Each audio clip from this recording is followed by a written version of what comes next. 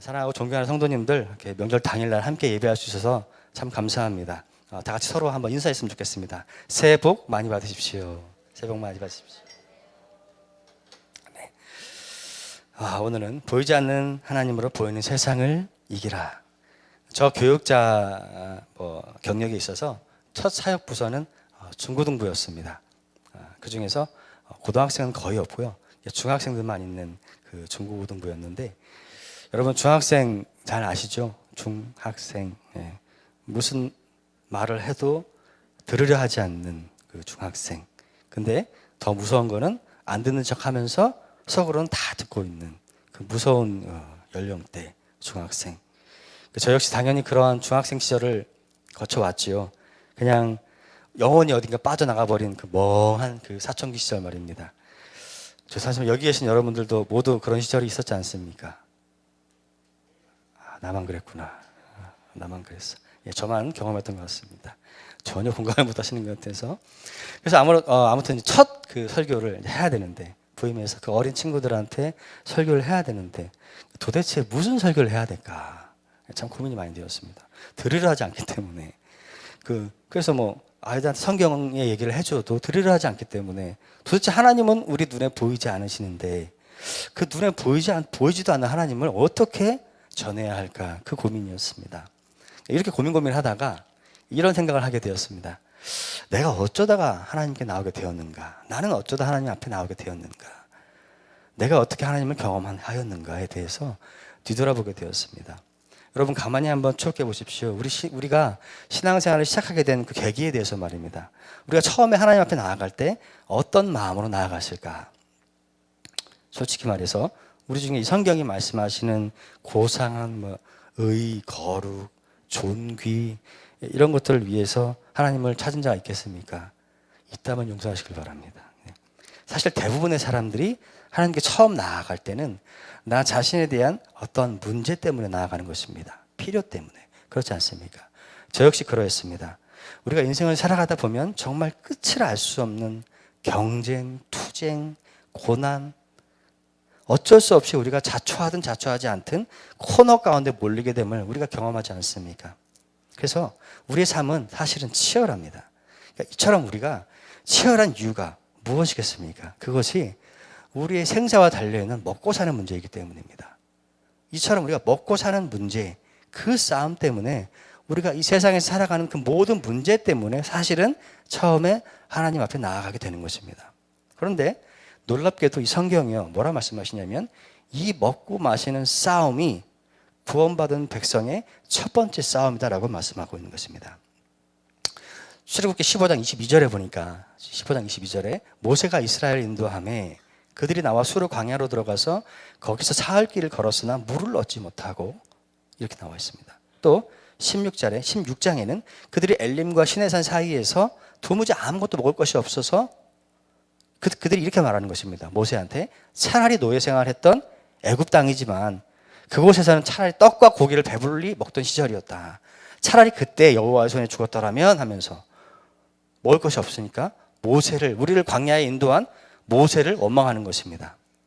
그러니까 이처럼 광야에 막 출애굽하여 광야에 나온 이스라엘 백성이 겪은 최초의 일이 무엇입니까? 바로 물이 없는 것이고 먹을 것이 없는 것입니다.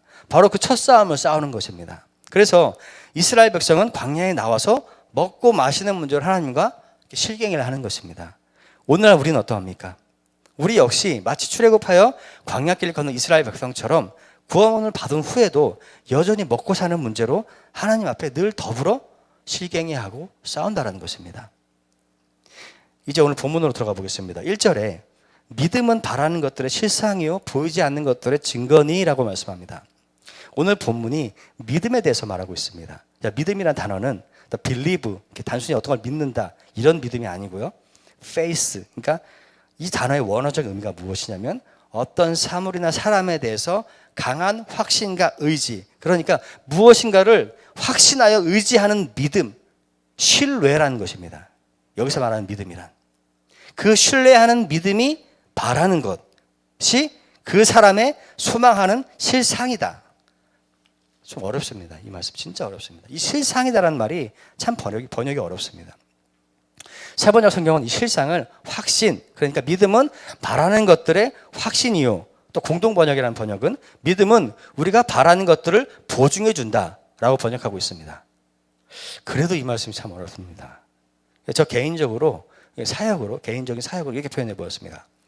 우리가 진짜 믿음을 가질 때 우리가 진정으로 바라는 것들이 무엇인지 알 수 있으며 바로 그 믿음이야말로 우리가 진정으로 소망해야 되고 바라야 될 것이 어떤 것인지 확실하게 말해주는 것이다. 이해가 되십니까?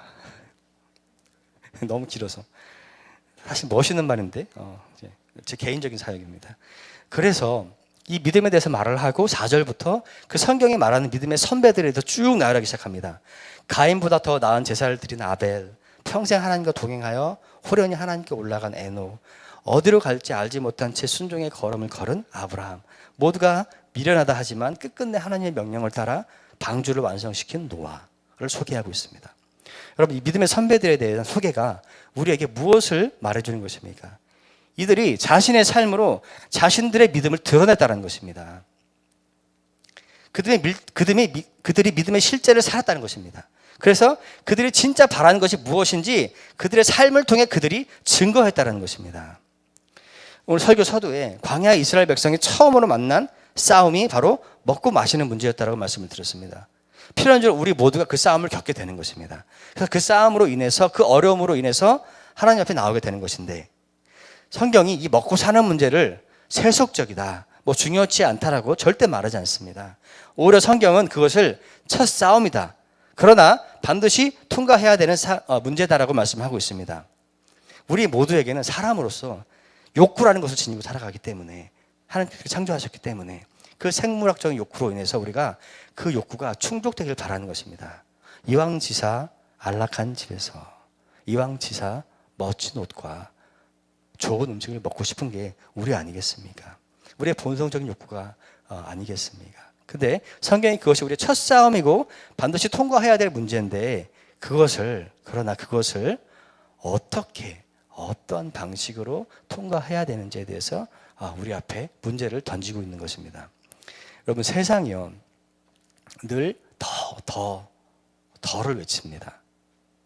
핸드폰이 아직도 멀쩡한데 또 신제품이 나오면 우리 청년들, 나이 젊은 사람들은 어떻게든 핑계가 돼서 이렇게 던져서 어떻게든 핑계를 대서 신제품으로 바꿔야 돼요. 아직도 멀쩡한데 또 바꿔야 될 만큼 새로운 신제품이 계속 나와요. 왜 굳이 핸드폰을 접어서 다닐 필요가 있습니까? 요즘엔 접더라고요. 굳이 접을 필요가 있나, 핸드폰을? 세상의 광고는요, 저것이 없으면 사지 않으면 안 될 것 같은 어떤 기막힌 전략과 화려한 아이디어로 우리의 눈을 자극하는 것입니다. 더 편리해야 되고, 더 멋있어야 되고, 더 이뻐야 되고, 그것이 세상의 논리입니다. 그래서 오늘날의 현대인의 삶은요, 삶의 기본적인 필요를 넘어서는 과잉을 추구하는 시대가 되어버린 것입니다. 그래서 굳이 몰라도 될 뉴스를 퍼뜨리고 막 분위기를 조장하고 막 심리를 위축되게 만들어서 건강 염려증, 그것이 인간의 필요를 이용하는, 인간의 필요를, 욕구를 이용하는 이 세상의 공중 권세 잡은 사단의 전략이라는 것입니다.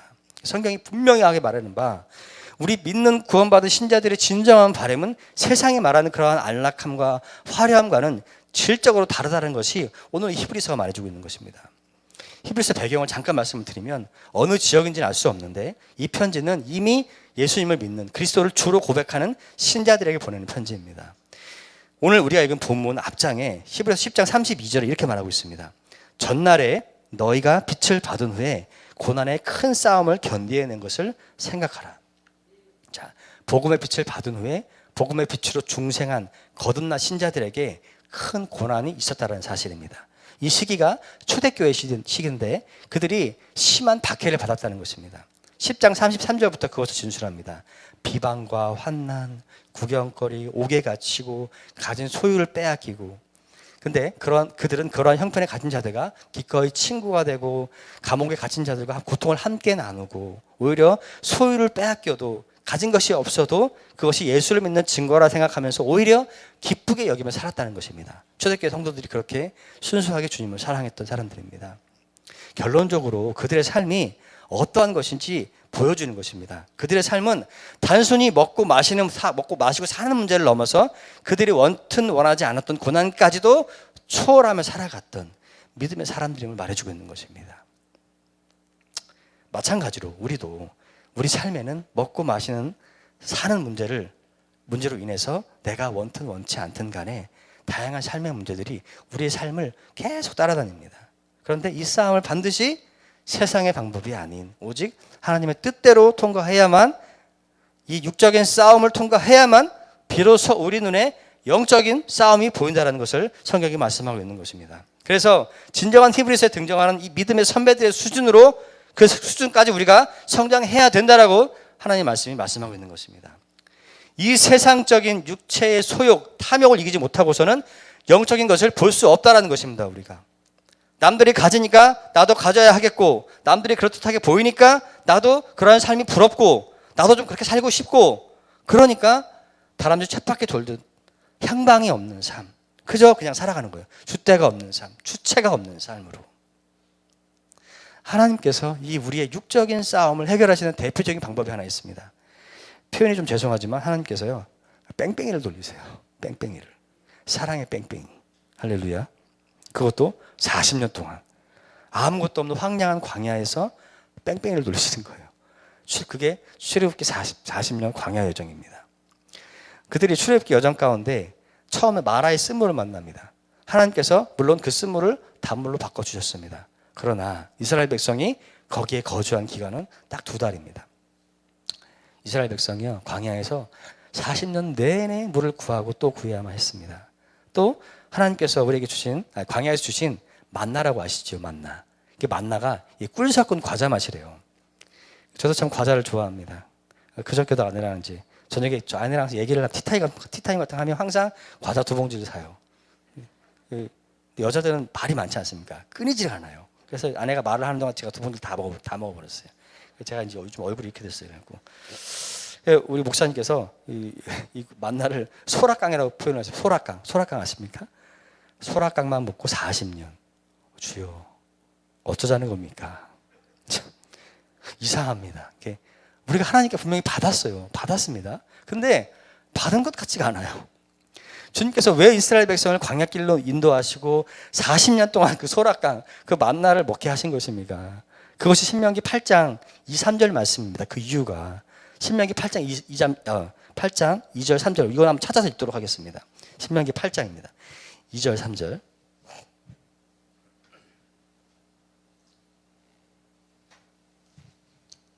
신명기 8장 2, 3절 자 읽겠습니다. 같이 한번 읽겠습니다. 시작.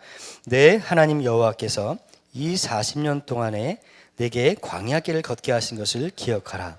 이는 너를 낮추시며 너를 시험하사 내 마음이 어떠한지 그 명령을 지키지 않는지 알려 하심이라.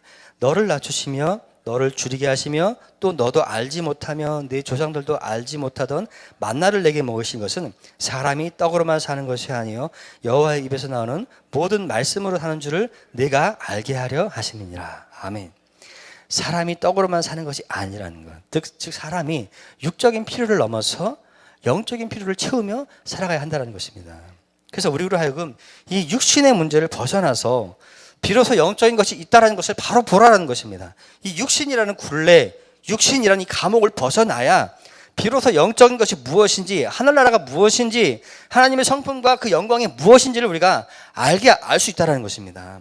하나님께서 마치 이스라엘 백성을 출애굽하여 구원하였듯이 우리를 단순히 죄에서 건져 구원하시는 것에서 끝내시는 분이 아니시라는 거예요. 우리의 구원은 시작에 불과하다는 것입니다. 마치 이스라엘 백성이 출애굽하여서 하나님의 인도하심을 따라 광야길을 걷듯이 우리에게도 구원받은 자의 삶 또한 하나님의 인도하심을 따라 성화의 길을 걷는 것입니다. 그러면 도대체 하나님께서 우리를 어떻게 인도하시는가, 어떠한 방법으로 인도하시는가에 대해서 좀 살펴보려고 합니다. 출애굽기 17장에 보니까 광야에서 이스라엘 백성이 처음으로 전쟁하는 장면이 나옵니다. 출애굽기 17장에 그것이 아말렉과의 전쟁입니다. 자, 출애굽기 17장 8절에 보니까 그때에 아말렉이 와서 이 말씀을 잘 보면 그때에 아말렉이 와서입니다. 그러니까 이스라엘 백성이 먼저 전쟁을 시도한 것이 아니에요. 아말렉이 먼저 전쟁을 걸어온 것입니다. 17장 앞에 어떤 일이 있었냐면 이스라엘 백성이 또 물 때문에 산에만해하고 있었어요. 모세에게 막 불평을 쏟아놓고 모세가 그러자 반석을 탁 쏘아갖고 물이 나오게 된 거예요. 그 사건이에요. 아니 그 전에 그동안 만나로 먹고 살았지 않습니까? 광야에서. 물론 구하는 게 좀 힘들어도 물은 먹고 살았지 않습니까? 그런데도 이 전에 일들은 전혀 기억을 못하고 하나님이 살아 계시네 만에 물을 안 준다고. 바로 그때에 아말렉이 쳐들어온 것입니다. 자, 이 아말렉이라는 히브리어 단어는 육신적이다라는 단어예요. 그러니까 육신적이라는 말 그 자체로 한 민족을 부른 거예요. 그러니까 얼마나 야만적이고 잔인한지. 아말렉이 쓸고 간 그 지역에는요 살아남은 게 없답니다. 동물이든 사람이든.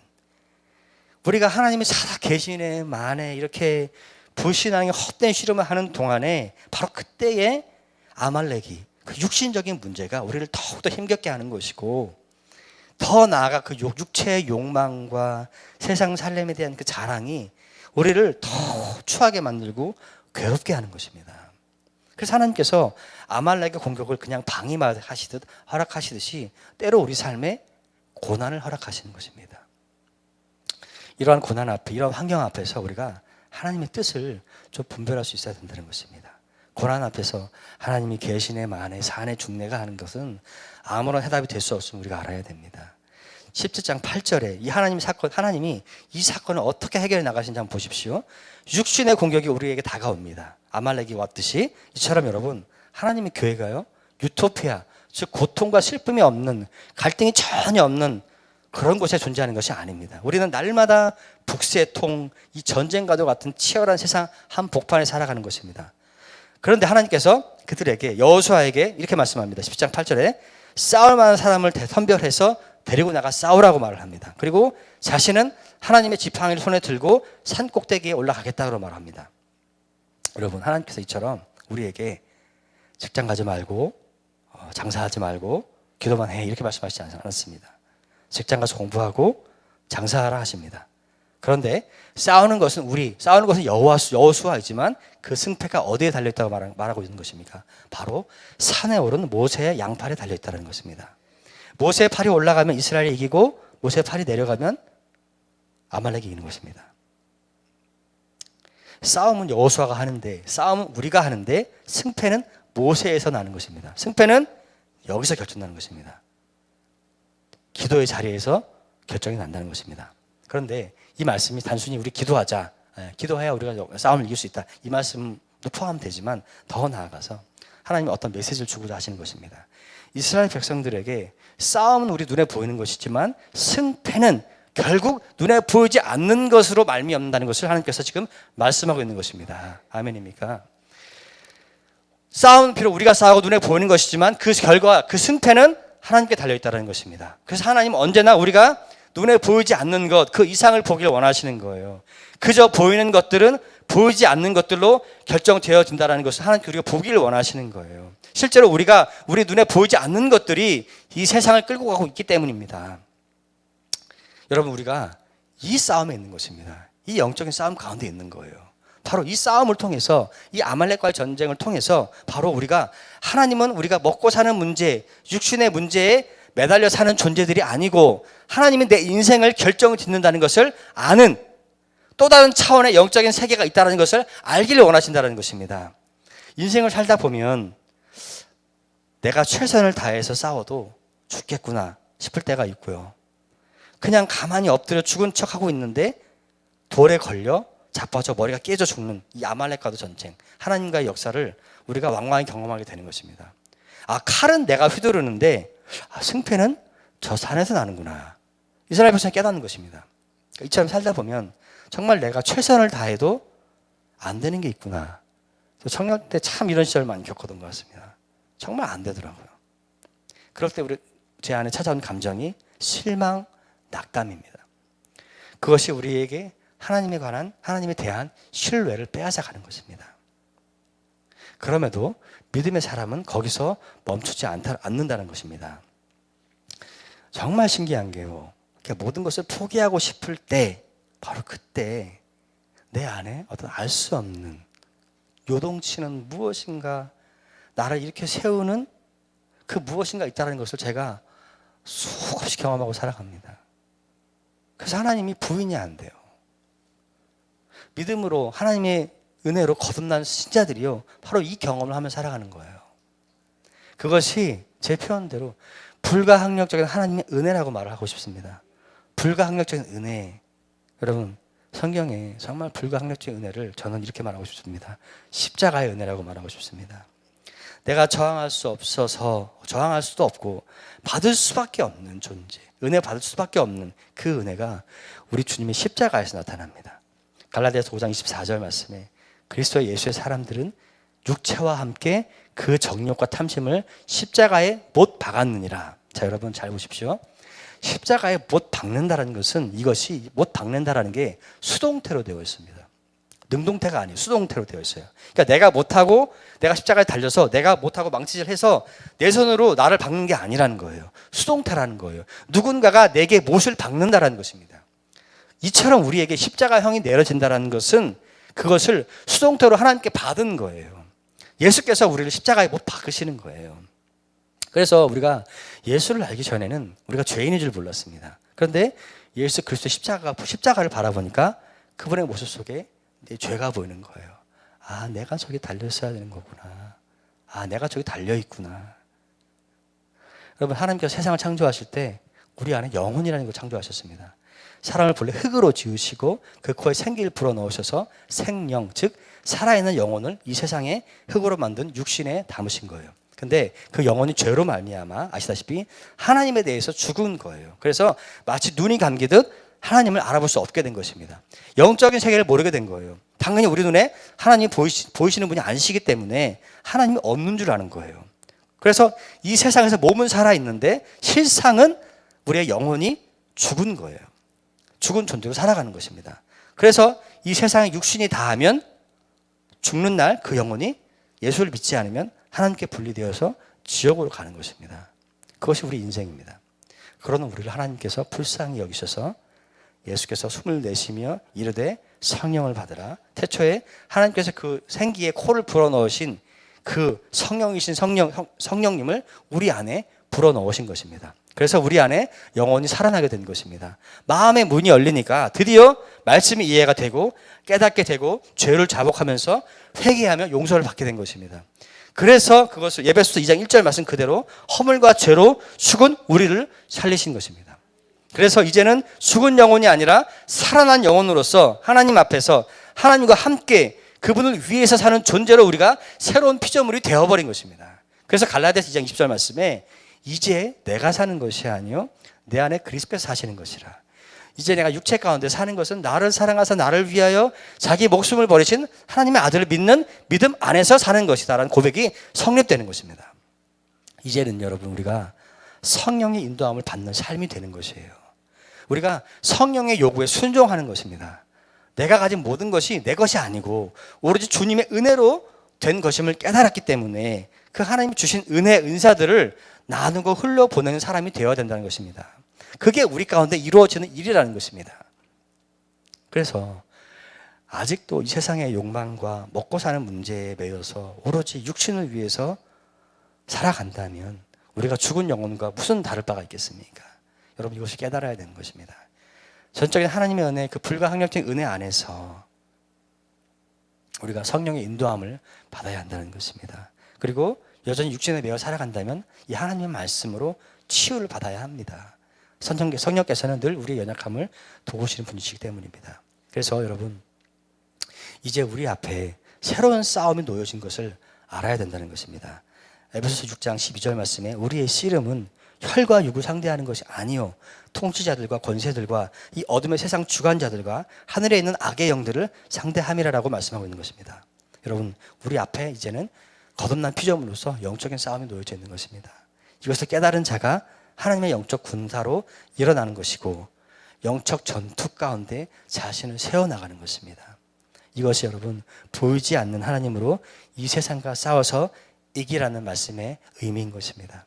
우리 모두가 반드시 이 싸움에 들어가게 되기를 예수님의 이름으로 축복하며 기도합니다. 아멘. 말씀 뵙겠습니다. 그래 청년부 저희 리더들에게 이렇게 한번 저희가 모여서 앞으로 청년부가 나아갈 방향에 대해서 논의하고 그런 시간들이 있었습니다. 올해 교회를 나오지 못한 청년들 명단을 가지고 같이 고민하면서 어떻게 이들과 접촉점을 찾을 것인가에 대해서 고민하고 대안을 논의했습니다. 그래서 결론은 우선 연락부터 하자. 어떻게든 만나서 밥이라도 먹어보자. 어색해도 해보자. 그렇게 말했거든요. 한 리더가 그래요. 어색해서 싫은데. 평소 연락 안 하다가 갑자기 연락한다는 거 싫은데. 제가 그랬어요. 나도 어색하다. 난 니들이 어색하다. 그리고 나도 어색해. 내가 어쩌자고 이 교역자의 길에 서서 지금 이렇게 떠드는지 모르겠다고. 그리고 어떻게 나도 어색해.